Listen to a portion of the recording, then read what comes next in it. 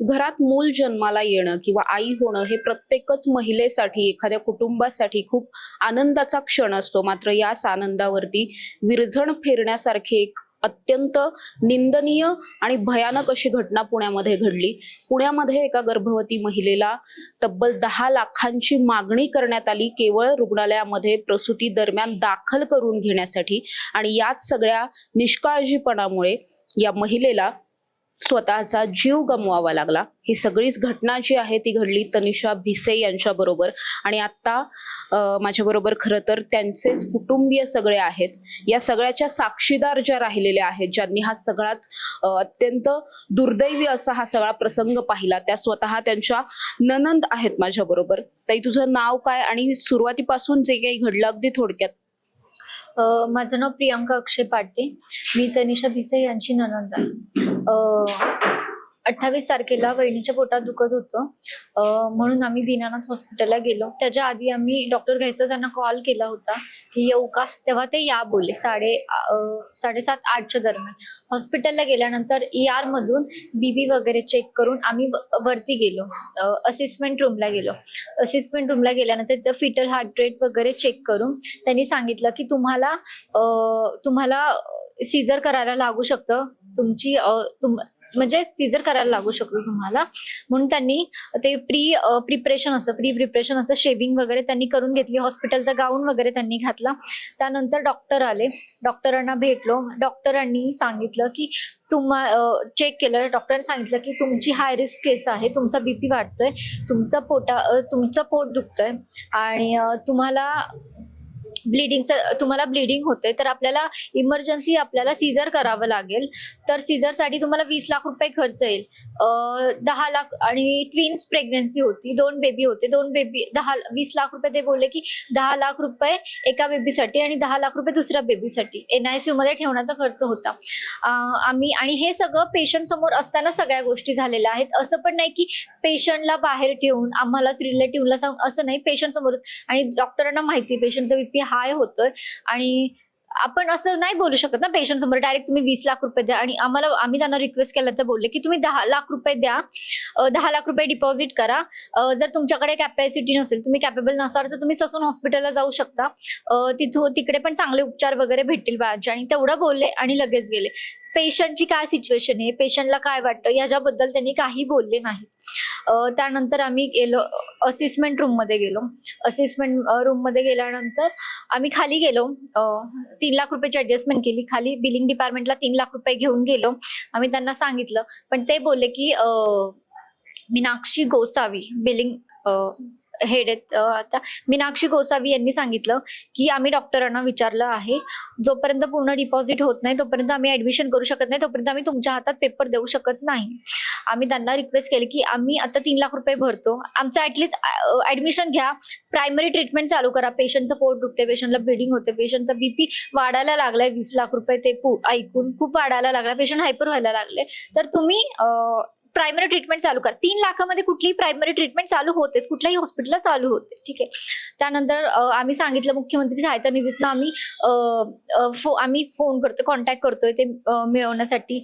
परत आमदार साहेब कॉन्टॅक्ट करत होते, आम्ही केळकर सरांना कॉन्टॅक्ट करत होतो. ते बोलले की मला तुम्ही मुख्यमंत्री सहायता असे किती रुपये आणणार, 1-2 लाख, पण बाकीचे तर सगळे तुम्हाला भरावेच लागतील ना, त्याशिवाय होणार नाही. तुम्ही कोणाला सांगताय, काय सांगताय, कुठल्या आमदाराचा PA काय, मला सांगू नका. आम्हाला डॉक्टर घैसास यांनी सांगितलं आहे डिपॉझिट घेतल्याशिवाय काही हे करायची नाही, काय ऍडमिशन करायचं नाही. वरती गेल्यानंतर वहिनीचा ब्लिडिंग होत होतं, तोपर्यंत त्यांनी इंट्राकॅथ लावून बाबा इंजेक्शन देऊन ब्लिडिंगचं, तोपर्यंत त्यांनी काही थांबवायचा प्रयत्न केला नाही. वरती गेल्यानंतर आम्ही सांगितलं की वहिनीला ब्लिडिंग होतंय, तुमचं इंजेक्शन द्या, प्रायमरी ट्रीटमेंट चालू करा. तरी त्यांनी काय सांगितलं की आम्हाला डॉक्टरांनी सांगितलंय जोपर्यंत पेपर होत नाही तोपर्यंत आम्ही नाही काही करू शकत, पहिल्यांदा जाऊन पेपर बनवायला लागेल, ऍडमिशनचा पेपर बनवायला लागेल, डिपॉझिट करायला लागेल पहिल्यांदा जाऊन. मग आम्ही त्यांना सांगितलं. ते बोलले की तुम्ही प्रिव्हियस हॉस्पिटलमध्ये जर तुम्ही ब्लिडिंग थांबवण्यासाठी कुठली गोळी घेतली होती तर तुम्ही ती घेऊ शकता. मग आम्ही त्यांना ब्लॉकेट वरून एक गोळी आहे ती आणून दाखवली आम्ही त्यांना. ते बोलले की ठीक आहे, ती गोळी घ्या. तर ती आमची स्वतःची गोळी घ्यायला लावली, पण त्यांनी तिथं हे करून ब्लिडिंग होतंय, प्रेग्नेंट वुमन आहे, ब्लिडिंग होणे म्हणजे जरासं हेच असतं, म्हणून त्यांनी तिथल्या तर लगेच ट्रीटमेंट चालू करायला पाहिजे होती. त्याच्यानंतर आणलं आम्हाला असिस्टमेंट रूम मधनं, म्हणजे 4 बेड असतात असिस्टमेंट रूम मध्ये, 3-4 बेड असतात, समोर डॉक्टर असतात, सिस्टर वगैरे पण असतात. तिथून आम्हाला समोरच्या रूम मध्ये जिथे ओपीडी असते तिथे फक्त एकच बेड असतो, तिथे बाकी काही नसतं, तिथं शिफ्ट केलं. आम्हाला शिफ्ट करताना सांगितलं की तुम्ही तोपर्यंत प्रोसेस करताना तोपर्यंत तुम्हाला तिथं शिफ्ट करतो आहे, इमर्जन्सी पेशंट आला तर तिथं तो बेड लागेल म्हणून आम्ही तिकडे शिफ्ट करतो. म्हणजे त्यांना आमची इमर्जन्सी वाटली नाही का, त्यांना त्या गोष्टी सिरियस वाटल्या नाहीत का? म्हणजे जो पेशंट पैसे भरून इमर्जन्सी येईल तो इमर्जन्सी ठीक.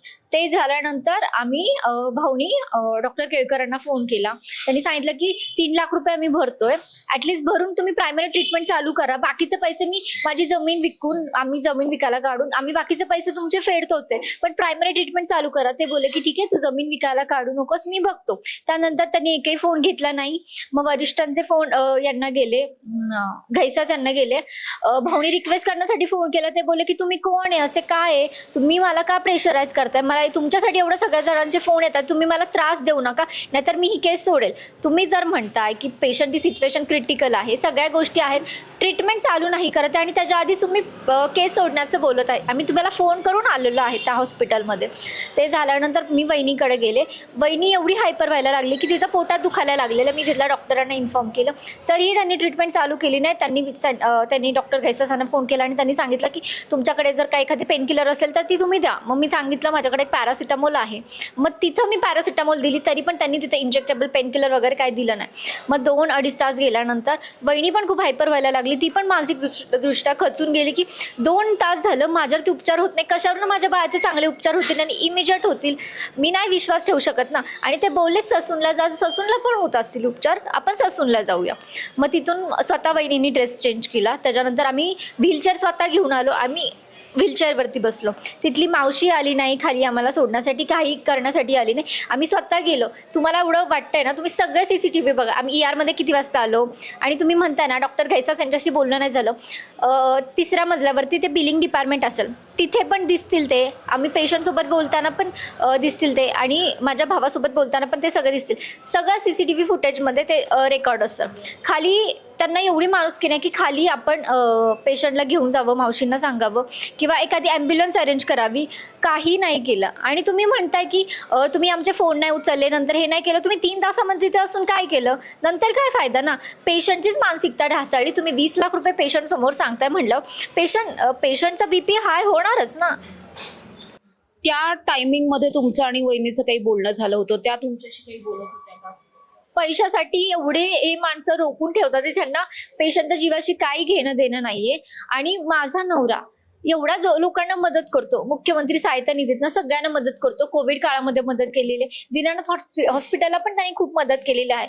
एवढ्या सगळ्या गोष्टी असून त्यांनी मलाच नाकारलं ट्रीटमेंटसाठी, किंवा त्यांनी माझ्यावर अजून ट्रीटमेंटच चालू केली नाही. पैसे मागितले त्यांना, पैसे माणसाच्या जीवापेक्षा त्यांना पैसा एवढाच इम्पॉर्टंट आहे का? हे बोलून त्या जास्त दुःखी होत होत्या. दुःखी. आणि जोपर्यंत आम्ही सूर्य हॉस्पिटलला पोहोचत नव्हतं, ससून हॉस्पिटलला गेलो, तिथनं सूर्य हॉस्पिटलला गेलं, तोपर्यंत कंटिन्यू वहिनी रडत होत्या, कंटिन्यू त्याचं तेच टेन्शन घेत होत्या. आणि एवढा सगळा टाइम झाला. आणि आम्हाला दीनानाथ मध्ये का करायचं होतं, सूर्य हॉस्पिटलला जर हार्ट कॉम्प्लिकेशन झाले, हार्टसाठी ते हॉस्पिटल नाहीये, ते फक्त मदर अँड चाइल्ड आहे. ठीक आहे, मणिपालला जावं लागलं हार्टसाठी, तो टाइम आहे, ट्रॅव्हलिंग आहे, तो सगळं आमचं दीनानाथ मध्येच वाचलं असतं. जरी काही कॉम्प्लिकेशन झाले असते, तिथे न्यूरोसर्जन अवेलेबल आहे, तिथे कॅथलॅब अवेलेबल, सगळ्या गोष्टी आम्हाला एका छताखाली भेटल्या असतात. तिथे NICU आहे. म्हणजे जे रुग्णालय तुम्हाला आधार वाटत होतं, मल्टी स्पेशलिस्ट आहेत म्हणून तुम्ही गेला होतात, त्यानेच आधारच दिला नाही, मात्र आता पूर्णपणे 2 नवजात शिशूंवरचं छत्र सुद्धा एका आईचं त्यांनी हिरावून घेतलं असं वाटतं. या सगळ्यानंतर खरं तर एक या हॉस्पिटलच्याच वतीने एक समिती गठीत करण्यात आली होती. या समितीने चौकशी केली, एका रात्रीतच चौकशी सुद्धा केली आणि अहवाल सुद्धा दिला. आणि अहवाल जो दिलाय तो पण थोडासा हास्यास्पदच आहे असं पण म्हणू शकतो. भाऊजी आहेत माझ्या बरोबर, तुम्ही तो अहवाल वाचला असेल. अहवालात त्यांचं असं म्हणणं आहे की ऍडव्हान्स रक्कम मागितल्याच्या रागामध्ये ही तक्रार माझ्या विरोधात दिलेली आहे किंवा रुग्णालयाच्या विरोधात दिली आहे. असं काही नाही. त्यांनी हा जो अहवाल सादर केलाय हा साफ खोटा आहे. ह्याच्यामध्ये काही तथ्य नाही. कारण की आम्ही त्यांना रिक्वेस्ट करत होतो 3 लाख रुपये तुम्ही घ्या आणि त्या पेशंटवरती ट्रीटमेंट चालू करा. तुम्ही तिथे CCTV पण बघू शकता. तर ऍक्च्युली आम्हाला असं वाटतं की त्या दहशत डॉक्टर आहेत त्यांच्या इगोमुळे हा सगळा प्रकार घडलेला आहे आणि त्यांच्यावर नक्की ती कारवाई झालीच पाहिजे, कारण त्यांच्यामुळे आमचा हा पेशंट आज दगावलेला आहे. त्यांनी जर ती ट्रीटमेंट केली असती तर आज ही वेळ आली नसती. त्या एका शतकाली आम्ही का असं म्हणतोय, कारण आम्हाला ना त्या पेशंटला हृदयाचा त्रास व्हायला लागला, नंतर ब्रेनकडे गेलं. म्हणजे ही पेशंटला जे त्रास चालू झाले, जर तिथं दीनानाथ हॉस्पिटलमध्ये ही सगळी ट्रीटमेंट जर आहे तर तिथं जर एका ठिकाणी जर ही ट्रीटमेंट घडली असती तर हा ही वेळ आली नसती, पेशंट रिकवर झाला असता.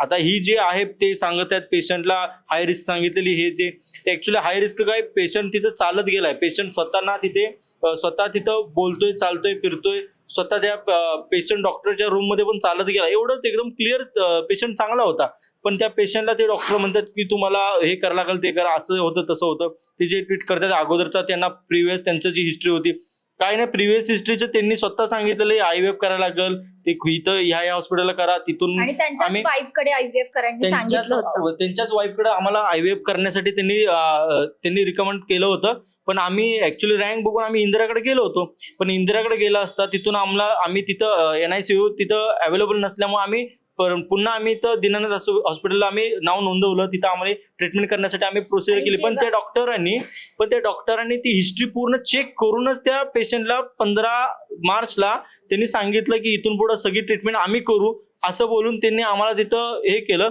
तर तिथून पुढं त्यांनी सांगितलं तुम्ही 2 एप्रिलला फॉलोअपला 2 एप्रिलला तुम्ही तिथे या म्हणून त्यांनी सांगितलं पण होतं. तसाच आमच्याकडे डॉक्युमेंट पण आहेत, ते आम्ही तुम्हाला सादर करू शकतो. ते 2 एप्रिलला त्यांनी बोलवलं असतं, त्याच्या अगोदरच वहिनींना त्रास झाला, तसं आम्ही तिथं वहिनींना घेऊन गेलो. तर तिथे गेले असता हा प्रकार घडला की त्यांनी एवढी मोठी डिमांड केली, वहिनींच्या समोर केली, वहिनींना त्याचा त्रास झाला. आणि ते एवढं सगळं घडत असताना वहिनींना एवढी त्याची तळमळ जी होती ती खूप वाईट होती. आम्ही स्वतः डोळ्याने बघत होतो, एवढ्या रडत होत्या, त्यांचा ब्लडचा एवढा फ्लो जात होता. डॉक्टरांनी थोडी ट्रीटमेंट केली नाही, त्यांच्याकडे मनात एवढी दया आली नाही. त्यांना तरी तिथं बिलिंग काउंटरला त्याही महिलाच होत्या, त्यांनाही जरा थोडं समजलं पाहिजे, आपण एक महिला आहे, त्या महिलेचं तिथल्या मातृत्वाचं तेवढं त्यांना त्रास होत होता. त्यांनी गांभीर्याने थोडी तिथं दखल घेतली नाही. त्यांनी सरळ सांगितलं, दहशत सरांनी सांगितलं 10 लाख रुपये भरल्याशिवाय पेशंटची ट्रीटमेंट चालू करायची नाही प्रोसेस.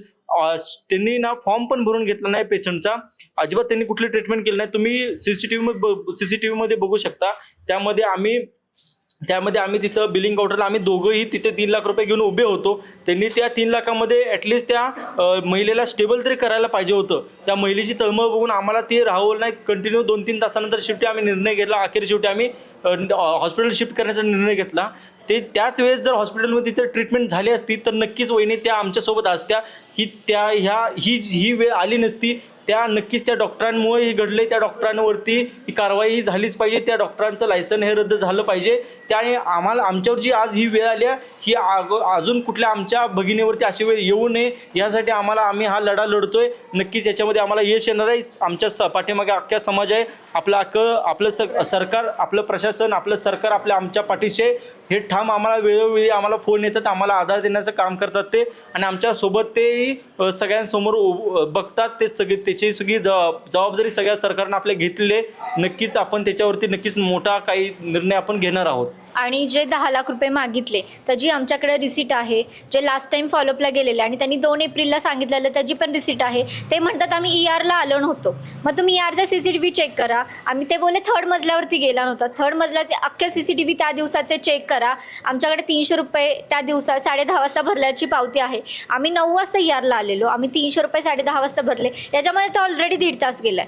आणि आम्ही खालपर्यंत जाताना तेवढ्यामध्ये किती टाइम झालाय ते सगळं CCTV मध्ये तर क्लिअर होईल. तुम्हाला एवढं वाटतंय ना. आणि आम्ही त्या दिवसाचं बोलतोय, ते विनाकारण आमची आणि सगळ्यांची दिशाभूल करतात. ते प्रिव्हियसली सगळ्या आधीच्या गोष्टी सांगून, आधीच्या गोष्टी आम्ही कधी काढल्या पण नाहीत आणि काढायचं हे पण नाही. आमचं त्या दिवसासाठीची आमची तळमळ आहे की ते 3 तास जर त्यांनी ट्रीटमेंट चालू केली असती, जर आत्ता आमचा पेशंट आमच्यासोबत असला असता. ते विनाकारण आधीचं सगळं काढून ते दिशाभूल करण्याचा प्रयत्न करतात. पण आम्हाला त्या 3 तासाचं हे द्या ना तुम्ही. त्या 3 तासामध्ये काय केलं, तुम्ही काय केलं ते सांगा आम्हाला. त्या 3 तासामध्ये आत्ताच भाऊजींनी जसं सांगितलं की तुम्ही स्वतः दोघेही जण त्या ठिकाणी 3 लाख रुपये घेऊन होतात. तर तिकडे धनंजय केळकरांचं असं म्हणणं आहे की मी तर म्हणालो होतो की जेवढी रक्कम तुमच्याकडे असेल तेवढी रक्कम भरा आणि उपचार सुरू करा, मात्र तुम्हीच रक्कम भरली नाहीत. पण उपचार कुठे सुरू केले हे साफ खोट आहे. तुम्ही तिथल्या त्यांच्या CCTV मध्ये तुम्ही स्वतः बघू शकता. आम्ही तिथे पैसे घेऊन तिथे उभे होतो आणि डॉक्टर केळकर सरांना आम्ही कंटिन्यू फोन करत होतो. ते फोन रिसिव्ह करत नव्हतं. पण मुळात केळकर सरांचा आणि ह्या डिलिव्हरीचा काही संबंध नाही. ते ऍक्च्युली कसं आहे की गायनेकोलॉजिस्ट नाहीच आहेत. ते ऍक्च्युली ते ऑपरेशन करूच शकत नाहीत. म्हणजे त्यांचा आणि त्याचा काही संबंध नाही. तुम्ही बघू शकता माझ्याकडे हे जे आहे त्याच्यामध्ये दिलेलं आहे. 15 मार्चला आम्ही तिथं जेव्हा गेलो होतो तिथं त्यांनी सगळी हिस्ट्री आमची बघून त्यांनी ट्रीटमेंट चालू केली होती. तिथून त्यांनी सांगितलं होतं इथून पुढे ट्रीटमेंट जे आहे ते आम्ही करू म्हणून. तिथून त्यांनी सांगितलं होतं फॉलोअपला 2 एप्रिलला तुम्ही फॉलोअपसाठी या म्हणून त्यांनी सांगितलं होतं. हे सगळं माझ्याकडे ते डॉक्युमेंट आहेत. त्याच्याबरोबर तिथं आम्ही तिथं 28 मार्चला आम्ही तिथे गेले असता तिथं आम्ही बिल पे केलेलं 10:33 तिथं मी बिल पे केले. त्याचं रिसिट पण आहे 300 रुपये. तिथं असंही त्यांनी म्हटलं गेलं की तिथं ते नव्हतेच आले. असंही नाही की तिथं आम्ही बिल पे केले त्या डेटला केले त्यांच्याच ऑनलाईन त्याच्याच तिथं आम्ही बिल पे केलेलं आहे. त्याच्यासोबत मी असंही दाखवू शकतो त्यांनी 10 लाख रुपये डिपॉझिट भरा हे घैसास सरांची सही पण आहे आणि त्यांचं नावही लिहिले. दीनानाथ हॉस्पिटलच्या नावाने ते त्यांनी लिहून दिलेलं आहे आम्हाला. तिथे त्यांनी सही केली. 10 लाख रुपये भरल्याशिवाय त्यांचं ऍडमिशन करू नका असं त्यांनी बिलिंग काउंटरला स्वतः फोन करून सांगितलेलं आहे. हे एवढे सगळे एव्हिडन्स असताना तुम्हाला कसा प्रश्न पडू शकतो की ते पेशंटना असं झालं तसं झालं. केळकर सर काय म्हणतात? केळकर सर म्हणतात आम्ही ट्रीटमेंट चालू करायला सांगितलेली. तुम्ही चालू करायला तिथं पण सांगू शकत होता ना. त्यांनी काय ऍक्शन घेतली? बरं तुम्ही 3 तासांनी सांगताय का? ते 3 तास तुम्ही काय केले? तुम्हाला जर पेशंट तेवढा इम्पॉर्टंट होता, तुम्ही म्हणताय क्रिटिकल कंडिशन सगळ्या गोष्टी आहेत, तुम्ही तेव्हा ट्रीटमेंट करणं चालू केली, त्या ऑन द स्पॉट करणं चालू केली. तुम्हाला जर पेशंट, तुम्ही काय म्हणता रुग्णसेवा हीच ईश्वर सेवा ना. तुम्ही शपथ घेताना काय म्हणता आधी रुग्ण आणि नंतर. तुमचा आणि बिलिंगचा काही संबंध नाहीये. डॉक्टरांचा आणि बिलिंगचा काही संबंध नाही. पण बिलिंग डिपार्टमेंटने सांगितलं, डॉक्टर घैसास यांनी सांगितल्याशिवाय आम्ही घेऊ शकत नाही, तुम्हाला सगळं ते डिपॉझिट करायला लागेल. आत्ता बोलताना हे असं म्हटलं की या सगळ्यामध्ये ही जी काही घटना घडली ती खरं तर घैसास यांच्या कुठेतरी इगो मध्ये आला आणि त्याच्यामुळे ही सगळी घटना घडली. एक महत्वाचा मुद्दा या सगळ्यामध्ये राहून गेला तो म्हणजे त्यांच्या पत्नीकडे IVF करा असं त्यांनी सांगितलं होतं आणि ते न केल्यामुळे कुठेतरी हे सगळा राग त्यांनी हो बरोबर आहे, बरोबर. त्यांचं ऑपरेशन झाल्यानंतर 2 वर्ष कंटिन्यू फॉलोअप घेतल्यानंतर काही टेस्ट केल्यानंतर त्या नॉर्मल आल्यानंतर सगळं क्लिअर झाल्यानंतर डॉक्टर घैसास आणि डॉक्टर बेके यांना भेटले. त्यांना भेटून त्यांनी सांगितलं की डॉक्टर घैसास यांच्या वाईफ मनीषा घैसास हे IVF चे हेड आहेत दीनानाथ मंगेशकर मध्ये. त्यांच्याकडे तुम्ही IVF ची ट्रीटमेंट चालू करा. म्हणजे ते म्हणतात की आम्ही दत्तक घ्यायला सांगितलेलं. मग तुम्ही कसं ना तुमच्या वाईफकडे IVF ची ट्रीटमेंट घ्यायला सांगताय? तुम्ही किती इथंच खोटं बोलताय ना. आम्ही सगळा रँक बघितला, आम्ही बाहेरच्या हॉस्पिटलला चालू केलं, तोच त्यांच्या मनामध्ये इगो हर्ट झाला असेल म्हणून या सगळ्या गोष्टी केल्या असेल. पण विषय काय, आमचं प्रिव्हियसली आम्ही काही काढत नाही आणि प्रिव्हियसली काही नाहीच आहे. आम्हाला त्या दिवसासाठी आम्ही भांडतोय की 3 तास जर आमचे वाचले असते ना तर आमची वहिनी आमच्याकडे असली असती आणि सगळ्या गोष्टी टाळू शकलो असतो आम्ही. त्यांनी तिथं दिलेलं आहे की त्यांनी सांगितलं ट्विन्स प्रेग्नन्सी ही धोकादायक आहे. त्यांनी प्रिव्हियस हिस्ट्री सगळी चेक केली होती. आम्ही त्यांच्याकडे ती प्रिव्हियस हिस्ट्री त्यांनी तिथं ते लिहिलेलं आहे की 6 महिने तुम्ही हॉस्पिटलला आला नाही, चेकअप केलं नाही. आम्ही कुठेतरी ट्रीटमेंट घेतच होतो ना. तिथले सगळे रिपोर्ट्स आहेत, तिथली सगळी हिस्ट्री आहे. ती सगळी हिस्ट्री तुम्हाला 15 मार्चला आम्ही तुमच्या पुढे सादर केलेली. तुम्ही हिस्ट्री बघून ट्रीटमेंट चालू पण केली होती. तुम्ही म्हटलं होता इथून पुढे ट्रीटमेंटसाठी आमच्याकडे या. त्यांनी फॉलोअपसाठी 2 एप्रिलला आम्हाला बोलवलं होतं. हे सगळं असताना यांनी असले चुकीचे जे अहवाल सादर केलेत, ही चुकीची माहिती आहे. ही कुठेतरी ना हे खेळवण्याचा प्रयत्न करतात. पण ऍक्च्युली ही जी घटना घडली ही आमच्यावर घडली, अजून कोणावर घडू नये यासाठी खरंच आपल्याला हे लढायचं आहे. आणि हे चुकीचं सगळं त्यांनी वक्तव्य केलेलं आहे. आणि ह्याच्यामध्ये ना त्यांच्या बिलिंग काउंटरला आम्ही स्वतः उभे होतो. त्यांनी काय सांगितलं की ॲडव्हान्स पैसे मागितल्या म्हणून रागातून त्यांनी तक्रार केली. ॲडव्हान्स मागायला तिथे आम्ही स्वतः 3 तास तिथं 2.5 ते 3 तास तिथं धडपडत होतो. पैसे घेऊन आम्ही उभे होतो, त्यांना रिक्वेस्ट करत होतो. आमच्या ओळखीच्या वरिष्ठांचे फोन येत होते की तिथं पेशंटला तुम्ही तिथं ट्रीटमेंट करायला घ्या. इव्हन मंत्रालयामधून पण तिथं फोन आले. त्यांना त्याची जराही कदर नाही की मंत्रालयातून फोन येतात नक्कीच हा पेशंट नक्की पैसे भरू शकतो आज ना उद्या. त्यांना मी केळकरसांना आम्ही स्वतः आमचे सुशांत भाऊ स्वतः बोलले होते वेळ आली तर आम्ही आमची शेत जमीन विकू पण तुमचे सगळे बिल भरू, पण आता पेशंटला ट्रीटमेंट करायला चालू करा. आता ते 3 लाख रुपये तुम्ही आमच्याकडे आहेत ते भरून घ्या आणि ट्रीटमेंट चालू करा, असं ते केळकर सरांना आम्ही फोन पण बोललो. ते बोलले की सुशांत काही काळजी करू नको, शेती विकायची गरज नाही, आम्ही त्या डॉक्टरांशी बोलून घेऊ. एवढं बोलले आणि ते नंतर त्यांनी फोन रिसिव्ह करायचे बंद केले. जवळपास 2.5 ते 3 तास पेशंट तिथे तळमळत होतं, त्याचं ब्लड लॉस होत होता, त्याच्या पोटामध्ये दुखत होतं. एवढं सगळं असताना ते त्या डॉक्टरांना जराही त्याचं कळवा आला नाही. ते सगळे जिकडे तिकडे ते नर्स फिरत होते, डॉक्टर फिरत होते, ते त्यांच्या कामात व्यस्त होते. ते एवढं ते व्यस्तपणा दाखवत होते की आमच्या पेशंटकडे कोणी बघत नव्हतं. त्या पेशंटला मनातून असं कुठेतरी वाटलं की इथं आपली ट्रीटमेंट होऊ शकणार नाही, आपल्याला इथं खूप त्रास होऊ शकतो. पेशंट खूप असा हळवा झाला, पेशंट रडायला लागला. तुम्ही तिथल्या CCTVमध्ये बघू शकता, त्या वॉर्डमध्ये पेशंट रडत रडत तिथं चालत होता. आम्ही आमच्या डोळ्याने आम्हाला ते बघवलं नाही. आम्ही शेवटी निर्णय घेतला की आपण तिथून आहे ना हॉस्पिटल चेंज करूया. असं सगळं आम्ही ती हॉस्पिटल चेंज करण्याचा निर्णय घेतला. तर हे म्हणत आहेत की आम्हाला नाही इन्फॉर्म करता तुम्ही निघून गेला. अहो तिथं कोण होतं का आमच्यासाठी? आम्ही एवढा वेळ तिथं आम्ही धडपडत होतो, आमची कोण तिथे दखल घ्यायला एकही माणूस आला नाही. जवळपास आम्ही 2.5-3 तास तिथे लढत होतो. एवढे फोन केले, एवढ्या लेवलवरती आमच्या सुशांत भाऊ PA असून त्यांनी एवढ्या लेवलवरती फोन केले. तर अशा माणसांचं जर एवढं हाल होत असेल तर सर्वसामान्य माणसाचे किती हाल होत असेल तिथे, याची दखल नक्कीच घेतली पाहिजे. आणि आम्हाला आमच्या आपल्या सरकारकडनं आम्हाला खरंच चांगला प्रतिसाद येतो. त्यांनी आम्हाला विचारपूस केली जाते. आम्हाला त्याच्याबद्दल आमचं दुमत नाही. त्यांनी खूप आम्हाला सपोर्ट करत आहेत. आमदार अमित गोरके यांचा खूप आम्हाला सपोर्ट आहे. त्यांनी आम्हाला खूप चांगल्या प्रमाणात गाईड केले. ॲक्च्युली कसं आहे की हे डॉक्टर जे आहेत त्यांनी जी चुका केल्या आहेत त्यांना नक्की शिक्षा झाली पाहिजे, त्यांच्यावर कायदेशीर कारवाई झाली पाहिजे. आमच्या हॉस्पिटलशी काही वाद नाहीये.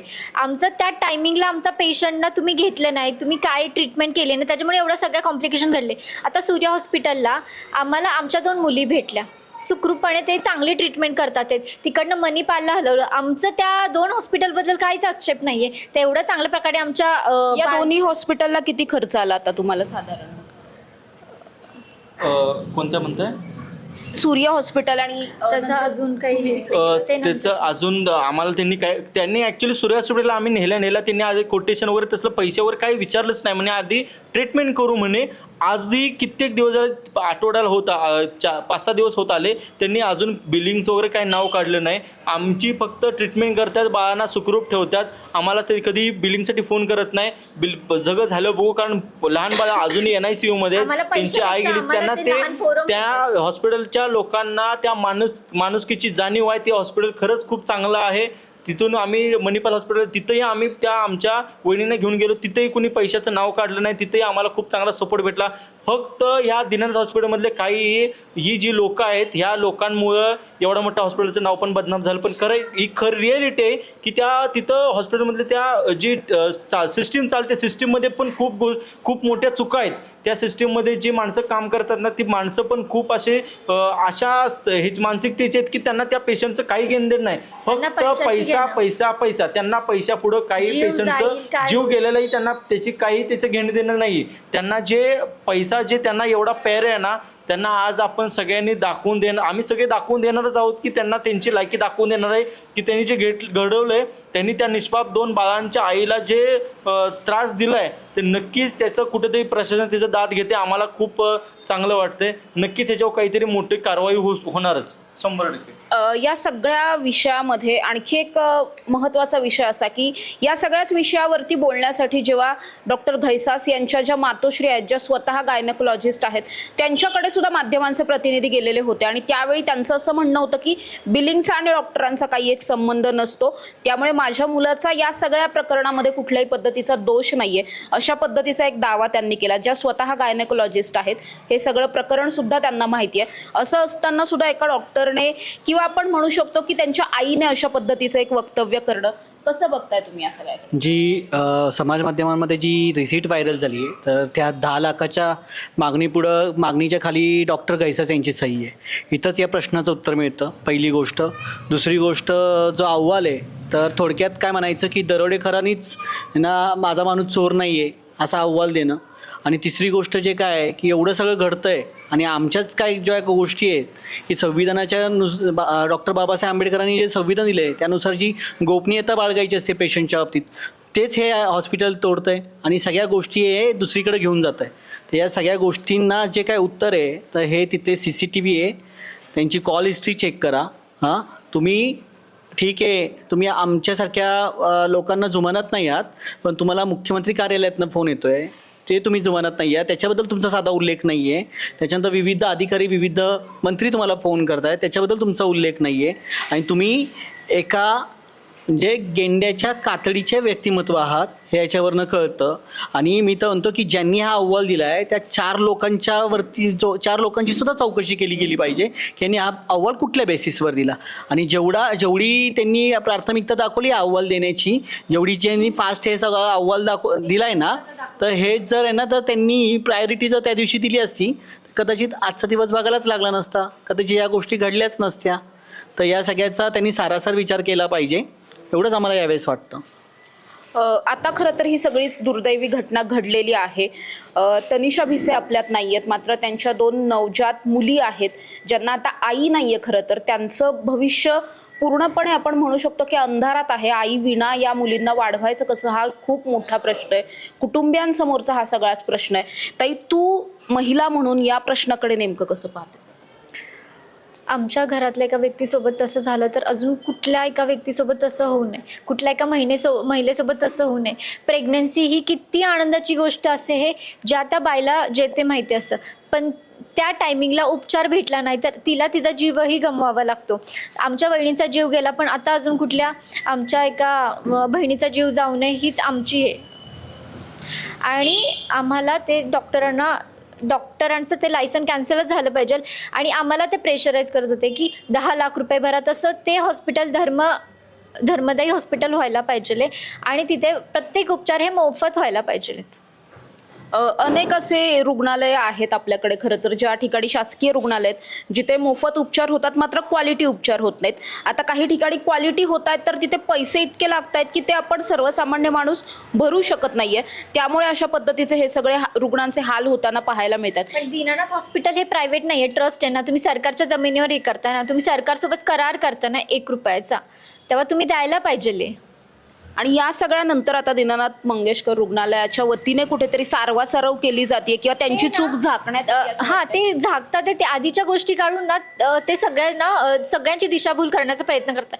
तुम्हाला जर हे ना, तुम्ही एका दिवसाचं बोला, त्या 3 तासाचं बोला, त्या 3 तासाचं तुमच्याकडे आहे का काही स्टेटमेंट? आम्ही त्या 3 तासासाठी लढतोय ना की आम्ही त्या आधीच्या झालेल्या हिस्ट्रीसाठी लढतोय. तुम्ही लोकांची दिशाभूल करू नका, तुम्ही त्या दिवसासाठी लढा. तुम्ही त्या दिवसासाठी आम्हाला अहवाल सादर करा, त्या CCTV सादर करा. त्या 3 तास तुम्ही काय ट्रीटमेंट करू शकला ना, त्या सगळ्या गोष्टी आम्हाला मांडा ना, की तुम्ही ना फिरवी करा ह्या सगळ्यामध्ये. त्यांना माहिती की आता आपली चूक आहे याच्यामध्ये, ती चूक एक्सेप्ट न करता ते उलट मध्ये आधीची हिस्ट्री तशी होती, पण आम्ही आधीची हिस्ट्री काढलीच नाहीये. आम्ही त्या दिवसापुरतं बोलतोय ना. आम्ही सकाळी 9 वाजल्यापासून ते 2-3 तास इथे थांबलो, त्या दिवसाचं बोलतोय, त्या टायमिंगचं बोलतोय. सकाळी 7:30 वाजता फोन करून डॉक्टर गैसास यांना फोन करून आम्ही तिथं गेलो होतो ना. आणि सगळ्यात महत्त्वाची गोष्ट आहे की या सगळ्या म्हणजे हा अहवाल वगैरे देऊन नंतर त्यांच्या पांढरपेशी जे काय आहेत त्यांचे सगळे ते ह्याच्यावरती सोशल मीडियावरती धडधडत आहेत. पण ही जी काय आता सगळी गोष्ट आहे ही, आणि आम्ही मीडियाकडे आलो नव्हतो, मीडिया आमच्याकडे आली होती, मीडियानी दखल घेतली. दिल्ली असू दे, त्याच्यानंतर बेंगलोर असू दे, तिथून जस्टिस फॉर तनिषा चाललं. आता ही सगळी लोकांची मुवमेंट झालेली. आम्ही त्यांच्यावरती कुठले आरोप नाही करत आहे, काही गोष्टी करत नाही आहे. ही जी काय मस्तवाल हत्ती झालेला आहे त्यांचा, तर ही जिरली पाहिजे. आणि या ना भविष्यात ना आमच्या अशा अजून आणखी तनिषा होऊ नये एवढंच आम्हाला यावेळेस सांगायचं आहे. आणि आम्ही आमच्या सामान्य घरातले आहोत आम्ही सगळे, आम्हाला या गोष्टी रोज या गोष्टी मीडिया ट्रायल आम्हाला याची सवय नाही आहे. सगळ्यात महत्त्वाचं हा प्रश्न मार्गी लागला पाहिजे आणि प्रशासनावर आमचा पूर्ण विश्वास आहे. आणि याच्यावरती आज मुख्यमंत्री साहेबांनी या सगळ्या प्रकरणात पण मात्र अजून गुन्हा दाखल झाला नाहीये. तर याच्यावरती आता आमदार अमित गोरखे स्वतः जातीने लक्ष देत आहेत, तर नक्कीच याच्यामध्ये कारवाई घडेल अशी आमची अपेक्षा आहे एक सामान्य नागरिक म्हणून. खरं तर हा मुद्दा खूप जास्त गंभीर आहे. ताई, पुन्हा एकदा मला हा प्रश्न विचारायचा आहे की 2 मुलींनी आपली आई गमावलेली आहे, तुझे भाऊ आहेत ते तुझ्या त्या वहिनी होत्या. भाऊ आता त्यांची परिस्थिती प्रचंड बिकट आहे कारण त्यांनी त्यांची पत्नी गमावलेली आहे, घरची परिस्थिती खूप जास्त वाईट झाली आहे. हे सगळं सावरणं किती अवघड झालंय आता? नाही सांगू शकत ते सगळं त्या गोष्टी. आमच्या मुली अजून NICU मध्येच आहेत, आमच्या मुली NICU मध्येच आहेत. कालच आमच्या एका मुलीचा इंट्युबेटरवरून काढलेला आहे, पण आमच्या मुली अजून NICU मध्येच आहेत. म्हणजे आपण बघतोय की हे सगळं प्रकरण इतकं गंभीर आहे. सुदैवाने या प्रकरणातली जी दोन्ही बाळं आहेत ती आता सुखरूप आहेत, त्यांच्यावरती चांगले उपचार सुरू आहेत. मात्र या बाळांना आता आई नाहीये, त्यांना आई मिळू शकत नाही. बरेच या सगळ्यामध्ये मुख्यमंत्री बोलतायत, राज्य महिला आयोगाच्या अध्यक्षा बोलतायत, विरोधी पक्ष नेते बोलतायत, सामान्य जनता बोलतीये, सगळेजण बोलतायत. मात्र या प्रकरणामध्ये सगळे कितीही बोलले, उद्या न्याय सुद्धा मिळेल. मात्र न्याय मिळाला तरी सुद्धा तनिषा भिसे पुन्हा परत येणार नाहीयेत. या बाळांना त्यांची आई परत कधीही मिळणार नाहीये. त्यामुळे एकाच चुकीमुळे, केवळ आणि केवळ डॉक्टर घैसास आणि दीनानाथ मंगेशकर रुग्णालयाच्या एका चुकीमुळे हे सगळं प्रकरण इतकं गंभीर घडलेलं आहे. आणि जे समोर सुद्धा आलेलं आहे, अशी अनेक प्रकरणं आहेत जी समोरही आलेली नाहीयेत. अशा अनेक गरीब फॅमिली आहेत ज्या पुढे येऊन हे सगळं सांगूही शकलेल्या नाहीयेत. खरं तर आपण बघतो की अशा पद्धतीने प्रसूतीच्या दरम्यान होणाऱ्या मृत्यूचा दर जो आहे तो खूप मोठ्या संख्येने आहे. अशा पद्धतीच्या मातांचा दर खूप मोठा आहे. आणि असं असताना सुद्धा एका सर्वसामान्य कुटुंबात महिला, आणि ती सुद्धा एका स्वतः आमदार असलेल्या व्यक्तीच्या पीएची पत्नी आहे. म्हणजे असंही नाही की अगदीच सर्वसामान्य महिला आहे. मंत्रालयापासून फोन येत होते आणि असं सगळं असताना सुद्धा कुठेतरी मुजोर कारभार या संपूर्ण प्रशासनाने केला, रुग्णालयाने केला. आणि त्याचाच कुठेतरी आता फटका जो आहे तो या संपूर्ण कुटुंबाला आणि त्या नवजात बालकांना बसलेला पाहायला मिळतोय. त्यामुळे त्या नवजात बालकांना त्यांची आई कोण परत आणून देणार हा प्रश्न अनुत्तरित आहे आणि अनुत्तरितच राहील. त्यामुळे अशा पद्धतीची प्रकरणं भविष्यात होऊ नये यासाठी या संपूर्ण प्रशासनावरती आणि जे जे यामध्ये दोषी आढळतील त्या सगळ्यांवरती कठोरातली कठोर कारवाई करणं गरजेचं आहे. कॅमेरा पर्सन निलेश सह समृद्धी जाधव, टॉप न्यूज मराठी, पुणे.